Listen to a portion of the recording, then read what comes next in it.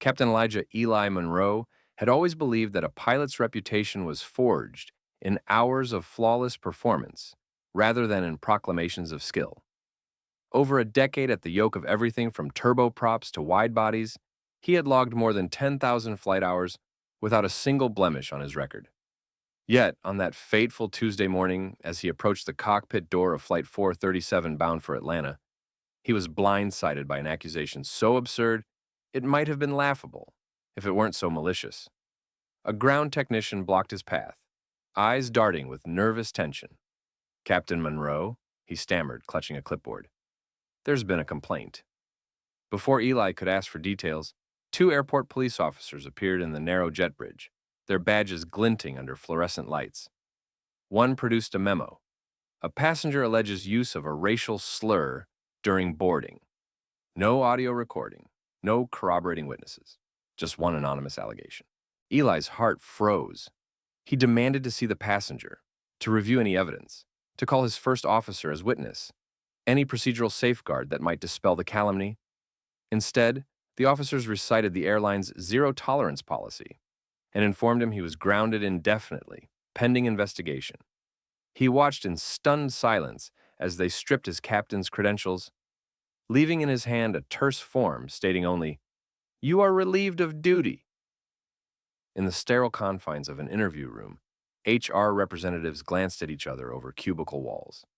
A manager's voice crackled through a speaker. "We must take every allegation seriously to preserve trust." Eli pushed back, pointing out that his impeccable performance record and the cockpit's closed-circuit audio, routinely recorded on long-haul flights, should exonerate him instantly. Yet the airline's internal bureaucracy, more concerned with public perception than facts, refused to act. "And until we complete our review," their lead investigator said, "you will remain suspended." As he walked through the arrivals hall under escort, the whispers began. Passengers boarded other flights, casting wary glances. Airport staff, who once greeted him by name, now averted their eyes. In that moment, Eli realized he was up against not just a single accusation, but a system all too willing to punish on rumor rather than evidence. Yet even as indignation threatened to consume him, a steely resolve took root.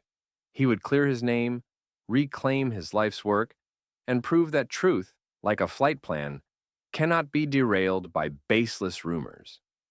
Little did he know that his moment of suspension would soon become the prelude to a rescue that would vindicate him in the most undeniable way possible. Eli woke before dawn the next day, his mind still reeling from the humiliating grounding order. The soft hum of his home's alarm clock contrasted sharply with the echo of that accusation. Anonymous, unsubstantiated, yet capable of ending his career. He reviewed flight manuals at his kitchen table, determined to stay sharp. His wife, Sarah, placed a steaming mug of coffee beside him without a word. Her steady presence was the only comfort he had. At 7:15 a.m., Eli's phone lit up with an incoming call from Delta's main operations line. He answered on the second ring, bracing for more bad news, but instead heard the urgent voice of Amelia Chang, the director of flight operations. "Eli, listen carefully," she said, breathless. "Flight 437, the one you captained yesterday, has suffered dual-engine failures over the Smoky Mountains. The relief crew you trained is incapacitated with food poisoning. We're looking at an uncontrollable descent unless we act now. You're the only one with the skill and familiarity to bring her down safely." Time froze in that moment. He pictured the Airbus A320 he'd left stranded at the gate, its cabin still stocked with breakfast trays and bewildered passengers. With his credentials suspended, protocol insisted he stay grounded, but dozens of lives hung in the balance. "I'll be there in 10 minutes, he said, voice steady despite the adrenaline surging through his veins. Amelia overrode every barricade. "Security will escort you through," she promised. "This is a one-flight waiver. Get on board, now." Eli sprinted to his car, heart pounding as he weaved through the early morning traffic toward the airport. His uniform jacket felt heavy over his shoulders, a stark reminder of the injustice he'd endured. Yet each second brought him closer to the stricken jet. He flashed Amelia's digital authorization at the ramp patrol, vaulted up the boarding stairs, and at last entered the cockpit, where alarms shrieked, and the first officer's face was ashen with panic. "Captain Monroe!" the first officer gasped, voice cracking. "We've lost both engines. Auto relight attempts failed. We're descending at 1,500 feet per minute." Eli slid into the left seat and ran his fingers across the throttle levers, taking in the luminescent warning lights. "Mayday, mayday, mayday," he called into the radio on the first try, broadcasting their exact coordinates and declaring an emergency. Air traffic control responded instantly. Flight 437, descend immediately to vector for emergency landing. Nearest suitable runway is on Highway 23, 1 mile west. His mind switched into pilot mode. He completed the engine fail checklist with crisp precision. Fuel shutoff valves, fire suppression armed, hydraulic pumps on auxiliary. With a firm nod to his co-pilot, he throttled back any remaining power and guided the jet into a shallow, gliding descent. Below them, the Smoky Mountains ridges loomed like sleeping giants, forests shrouded in mist. Visibility dipped in pockets of fog and rain. But Eli's calm voice cut through the chaos. "Maintain glide speed of 250 knots. Trust the instruments. We'll find that stretch of highway." As the cabin lurched with each air pocket, flight attendants braced themselves, shouting instructions to passengers. "Remain seated. Stay calm." Through the windshield, Eli spotted a ribbon of asphalt winding through the valley floor, dotted by highway lights like fallen stars. Gravity carried them downward. Only inches separated the wingtip from towering evergreens. Flares silently ignited beneath the fuselage, marking their chosen landing path. "Gear down," Eli commanded. "Flaps to 15." The jet's belly trembled as the landing gear extended, steel legs dropping into place. He flared the nose up just above the highway, then coaxed the aircraft onto the blacktop with millimeter precision. Tires screeched as rubber bit the pavement and sparks flew in the gathering twilight. Cars milled to either side, drivers frozen in astonishment, creating an impromptu runway. Within seconds, speed bled off and the Airbus coasted to a juddering stop. A collective gasp rippled through the cabin before a roar of relief erupted. "We've landed," Eli announced softly, voice thick. He reached across to flip off the mic. "Flight 437, safe on the ground." As emergency crews flooded around them, fire trucks, ambulances, state troopers, Eli stayed at the controls long enough to ensure every passenger began to evacuate safely. Only when he saw the last traveler step onto the shoulder did he allow himself to exhale, the weight of the past days dissolving into a profound sense of vindication. In that crucible of crisis, Captain Monroe had not only proved his skill, but erased every doubt cast by a malicious rumor, forever reclaiming both his reputation and the lives he was sworn to protect. The moment the Airbus came to rest on Highway 23, an eerie silence fell over the cabin, broken only by the hiss of the emergency slides deploying and the distant wail of approaching sirens. Captain Monroe waited until his crew confirmed that every engine was inert before rising from the cockpit. His uniform jacket streaked with soot and sweat, his face set in grim determination. He grabbed his flashlight, switched on the cabin PA, and calmly instructed, "Remain seated until the slides are fully deployed. Once the path is clear, follow your nearest exit at a brisk but orderly pace." As passengers slid onto the asphalt shoulder, some clutching carry-on bags, others holding trembling hands, Eli took point at the forward door, helping an elderly couple whose legs shook uncontrollably. He guided them down, arms steady beneath the woman's elbow, then turned back into the cabin to assist the flight attendants with less mobile travelers.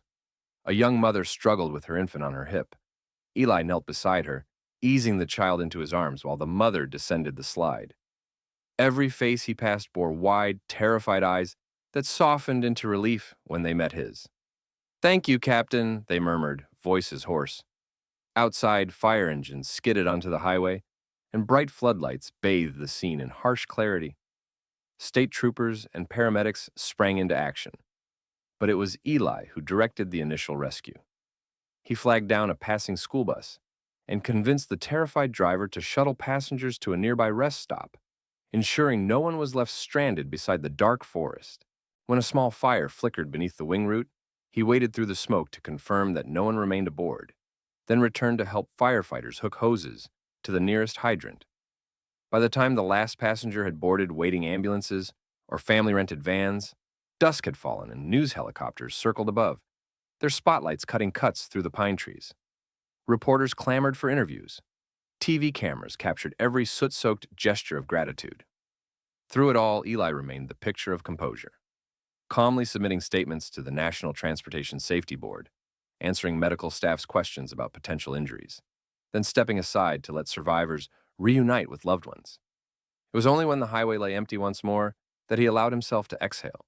Leaning on the wing's strut, he stared at the last flicker of brake lights disappearing around a curve, aware that his reputation, once nearly ruined by a baseless accusation, had now been reclaimed in the most undeniable way, through decisive action that saved 120 lives. In the glow of emergency vehicles and the soft hum of news crews packing up, Captain Elise Eli Monroe realized that his ordeal had come full circle, grounded by prejudice, vindicated by courage, and forever proven that true leadership soars highest when tested in the crucible of crisis. Within hours of the emergency landing, social media erupted. Videos filmed by highway onlookers, showing the jet's glide against the mountain ridges and its flawless touchdown between stalled cars, went viral. News anchors replayed Eli's calm Mayday call and his steady hands dancing across the throttles, juxtaposing that heroism against the earlier accusations. Hashtags such as "Charge Free Captain Monroe," "Charge Pilot Not Prejudice," and "Nash Eli Saved Us" trended nationally, while opinion pieces decried the airline's rush to judgment in the first place. Under mounting public pressure, the airline's CEO convened an emergency press conference. Standing before a bank of microphones, he offered a profuse apology. "We acted hastily. Our policies demanded a thorough review of any allegation, yet we failed Captain Monroe. Today, he proved that competence and character cannot be undermined by rumor." He announced immediate termination of the Slur investigation and reinstated Eli's captain credentials with full back pay, promising a comprehensive policy overhaul to prevent such premature groundings in the future. Simultaneously, government regulators took notice. The FAA launched its own inquiry into the airline's disciplinary procedures, questioning whether its blanket, zero-tolerance approach had violated due process protections. Congressional aides contacted Eli's family, inviting him to testify before a Senate subcommittee on aviation safety and anti-discrimination. Bills were drafted to guarantee that any pilot grounded on unverified claims must receive expedited hearings to restore both their careers and public trust. Amid the whirlwind, Eli remained grounded in humility. He spent the next day meeting his rescued passengers at a private gathering organized by their grateful families, shaking hands and sharing stories of survival. He visited first responders along the highway, thanking each firefighter and state trooper by name. Only when he returned home, late at night, did he allow himself to feel the full weight of the day's events. His wife welcomed him with an embrace, tears mingling with relief, and he understood that the false accusation had become the crucible that revealed his true mettle and forced an entire industry to reckon with the cost of prejudice. In the weeks that followed the public apology, Captain Eli Monroe found his inbox flooded with invitations, television interviews, magazine profiles, and requests to address industry forums. Yet the most consequential summons arrived from the U.S. Senate Commerce Committee. On a brisk morning in Washington, Eli stepped into the ornate hearing room, its mahogany dais lined with senators and aides. He took his place at the witness table, the gravity of the moment pressing in, the chance not only to restore his own name, but to reshape aviation policy for every pilot and passenger. Senator Miriam Clark, chair of the Subcommittee on Aviation Oversight, opened with a question that echoed across the nation. "Captain Monroe, can you describe how the airline's zero-tolerance policy failed you and how it nearly cost us all your expertise when we needed it most?" Eli cleared his throat, recalling the sterile interview room where his protests went unheard. "Senator," he began, "a pilot's license isn't a reward. It's a public trust earned through training and judgment. Grounding me on an unverified slur claimed not only violated due process, it risked the safety of 120 people when the relief crew fell ill. He laid out the timeline, the anonymous accusation, the rapid suspension, and then, hours later, the emergency call that demanded his return. His composed testimony, laced with precise cockpit jargon and human urgency, riveted the senators. When he described guiding his stricken Airbus to a makeshift highway runway beneath mountain ridges, eyes in the chamber widened at the sheer improbability of survival. Over 2 hours of questioning, Eli detailed both the technical feats of the emergency landing, engine restart protocols, glide path calculations, and manual flaring techniques, and the institutional failures that left him grounded at the outset. He recommended legislative safeguards, mandatory audio recorder release for in-flight incidents, expedited review panels for grounded pilots, and a cap on the time an airline can suspend a crew member without corroborating evidence. By afternoon, the Senate staffers were drafting the Aviation Due Process Act, set to require airlines to hold formal, timely hearings before removing a pilot from duty and to reinstate any captain who successfully completes an emergency mission. Eli's chair had become a podium for change. Back home, the airline's new flight crew training manuals included a case study, Monroe's Miracle, teaching recruits the balance between rapid compliance with ground orders and the imperative to protect lives above all. Pilots now learned not only route charts and weather systems, but the necessity of procedural fairness in their own ranks. At Delta's revamped training center, an auditorium of young cadets watched video footage of Flight 437's landing, Eli's silhouette steering through twilight, while an instructor paused the playback to highlight his technical mastery and moral courage. Cadets whispered, "That's the kind of captain I want to be." And Delta's CEO watched from the back row, the weight of his earlier mistake clear on his face. In his own life, Eli found a renewed sense of purpose. He partnered with Senator Clark to co-chair an industry task force, traveled internationally to speak on aviation safety and pilot rights, and established the Monroe Fellowship for aspiring aviators from underrepresented communities. And each time he donned his uniform and walked toward the cockpit, he did so with the knowledge that prejudice might ground a pilot for a moment, but true skill and integrity would always carry him, and his passengers, safely through the skies. In the months following the Senate hearings and the airline's public mea culpa, Captain Eli Monroe discovered that his singular act of heroism had ignited a movement within aviation and beyond. Rather than retreat to the cockpit and let regulatory reform run its course, he threw himself into every facet of change. First came the Aviation Due Process Act, which passed by overwhelming bipartisan margins. Under its provisions, no pilot could be grounded on an unsubstantiated allegation without a prompt, transparent hearing. Carriers were now required to release cockpit audio in safety-critical emergencies, and the FAA was empowered to audit airlines' disciplinary protocols. Eli watched the bill's enactment on live television from his home, Sarah at his side, tears reflecting the soft glow of the studio lights. Almost immediately, airlines across the country overhauled their manuals. At Delta's Denver Training Center, Eli led workshops for veteran instructors, walking them through the Flight 437 scenario step by step. How a grounded pilot's swift waiver saved lives, how rumor-driven suspensions could threaten, not protect passengers, and how procedural fairness must coexist with safety. Breakout groups practiced new rapid review panels designed to convene within 4 hours of any grounding request. Veteran captains, once skeptical, nodded in solemn agreement. The system had erred gravely, and they would never let it happen again. Simultaneously, Eli founded the Monroe Aviation Fellowship, offering full scholarships to promising young pilots from underrepresented backgrounds. He recruited mentors from across the industry, air traffic controllers, flight instructors, maintenance chiefs, to guide fellows through every phase of a flying career. The inaugural cohort spent summer internships at major airlines and safety labs, then reunited at an annual summit in Miami, where Eli addressed them beneath the wing of the very A320 he landed on that highway. "You are the guardians of every life in your cabin," he told them. Protect that trust fiercely and demand it for yourselves. Eli's influence soon reached international skies. He was invited to the International Civil Aviation Organization's headquarters in Montreal, where 190 member states drafted a global pilot rights charter. He chaired the working group on fair grounding procedures, negotiating language that balanced security concerns with human dignity. When the charter was ratified, it became the first multilateral treaty guaranteeing every commercial pilot the right to due process and immediate reinstatement if cleared, ensuring that no career need end on rumors alone.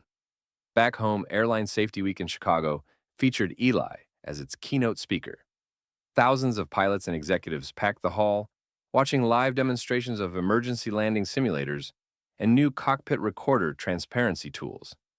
Eli's address, part technical masterclass, part moral imperative, urged the industry to treat pilots not as interchangeable cogs, but as professionals whose judgment and reputation are paramount. When you ground someone unjustly, he said, voice echoing off the steel beams, you endanger the very network you claim to protect. Through it all, Eli continued to fly. He returned to Flight 437's original route, Charlotte to Atlanta, several times, each flight ending with a warm ovation from passengers who recognized him. Flight attendants saluted him in the aisle. Ground crews who once glanced away now greeted him by name. And every time the plane touched down, he glanced at the engine cowling off the wing, remembering the highway landing that changed everything. By year's end, airline safety reports showed a marked increase in rapid review compliance and a 60% decrease in wrongful suspensions. Pilots reported higher job satisfaction. Training academies adopted Eli's due process modules, and the FAA pledged quarterly audits to keep the new policies front and center. As Eli walked away from another successful landing, his uniform crisp, his gaze steady, he understood that true change in any industry requires more than legislation. It demands engagement, education, and unwavering dedication to justice. And in every terminal lounge where a pilot reviewed these reforms, in every cockpit where a trainee read his case study, Captain Monroe's legacy soared higher than any aircraft he would ever fly.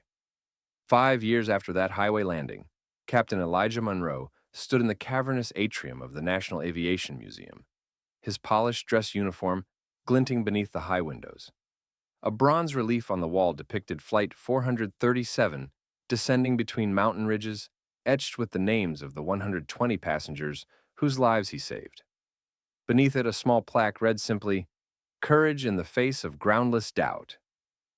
As museum staff gathered around, Eli thought back to the moment when a single unverified accusation nearly ended his career, and how every policy he helped rewrite had grown from that crucible.